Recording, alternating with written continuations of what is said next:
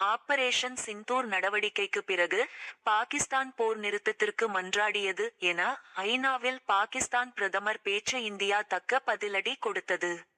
எந்தவொரு மூன்றாம் தரப்பினருக்கும் இடமில்லை என இந்தியா தெளிவுபடுத்தியது.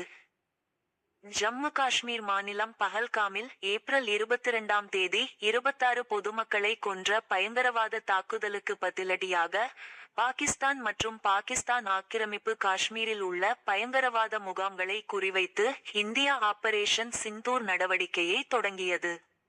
பயங்கரவாதத்தை ஏவிவிட்ட பாகிஸ்தானுக்கு தக்க பதிலடியை இந்தியா கொடுத்தது. இதன் பிறகுதான் போர் நிறுத்தம் வந்தது. அபத்தமான நாடகம். இது குறித்து ஐநா பொதுச்சபை கூட்டத்தில் பாகிஸ்தான் பிரதமர் ஷெஹ்பாஸ் ஷெரீப் திரித்து பேசினார். இதற்கு ஐநா கூட்டத்தில் இந்தியா தரப்பில் தக்க பதிலடி கொடுக்கப்பட்டது. இது குறித்து ஐநா-வுக்கான இந்தியாவின் நிரந்தர தூதரகத்தின் முதல் செயலாளர் பெட்டல் கஹ்லோட் பேசியதாவது: இந்த சபை காலையில் பாகிஸ்தான் பிரதமரிடமிருந்து அபத்தமான நாடகங்களை கண்டது. அவர் மீண்டும் ஒருமுறை பயங்கரவாதத்தை மகிமைப்படுத்தினார்.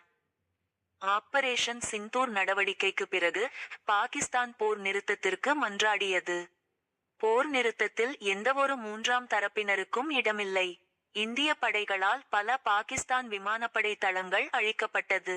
அந்த சேதத்தின் படங்கள் நிச்சயமாக பொதுமக்களுக்கு கிடைக்கின்றன.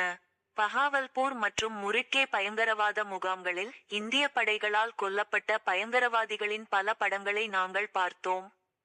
கதை. இந்தியாவும் பாகிஸ்தானும் தங்களுக்கு இடையேயான எந்தவொரு தீர்க்கப்படாத பிரச்சனையும் இருதரப்பு ரீதியாக தீர்க்கப்படும்.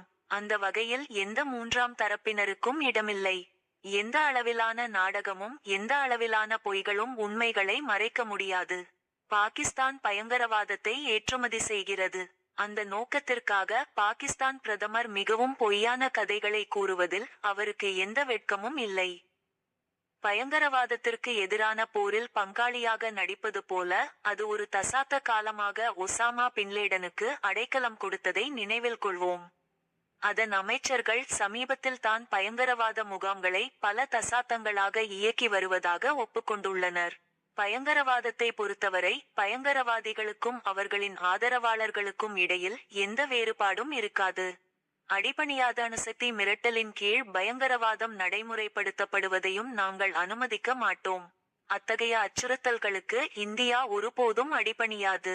உலகிற்கு இந்தியா தெளிவாக ஒன்றை கூறுகிறது: பயங்கரவாதத்தை ஒருபோதும் சகித்துக் கொள்ளக்கூடாது. பாகிஸ்தான் உடனடியாக அனைத்து பயங்கரவாத முகாம்களையும் மூடிவிட்டு இந்தியாவில் தேடப்படும் பயங்கரவாதிகளை ஒப்படைக்க வேண்டும். வெறுப்பு, மதவெறி மற்றும் சகிப்பின்மை ஆகியவற்றில் ஒரு நாடு மூழ்கியுள்ளது.